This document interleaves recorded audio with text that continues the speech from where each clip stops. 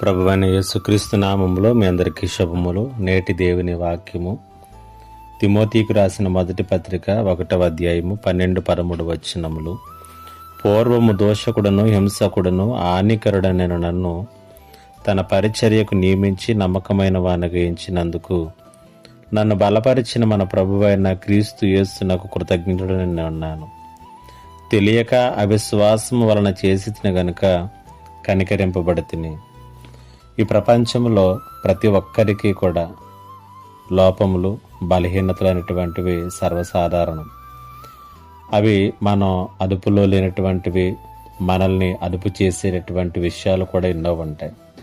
కాకపోతే కొందరు వాటిని అంగీకరిస్తారు, మరికొందరు వాటిని అంగీకరించరు.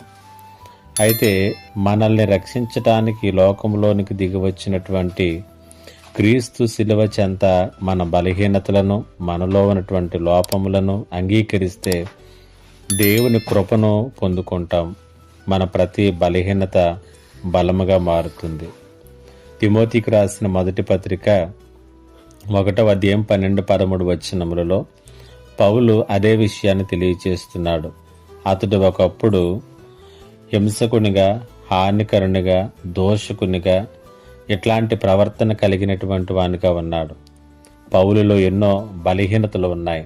కానీ అతడు పూర్తిగా క్రీస్తు ఆధీనములోనికి వెళ్ళిన తర్వాత దేవుడు పౌలుని నమ్మకమైన వానిగా మార్చాడు.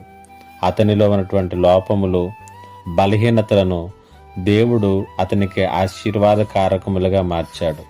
ఈ మాట వింటున్నటువంటి నీ జీవితంలో కూడా నీవెన్నో లోపాలను కలిగి ఉండవచ్చు, ఎన్నో బలహీనతలను కలిగి ఉండవచ్చును.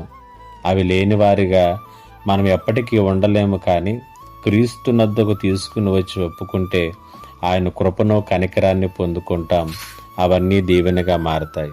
పరిశుద్ధ ఆత్మదేవుడు అట్టి కృపను మీ అందరికీ అనుగ్రహించును గాక.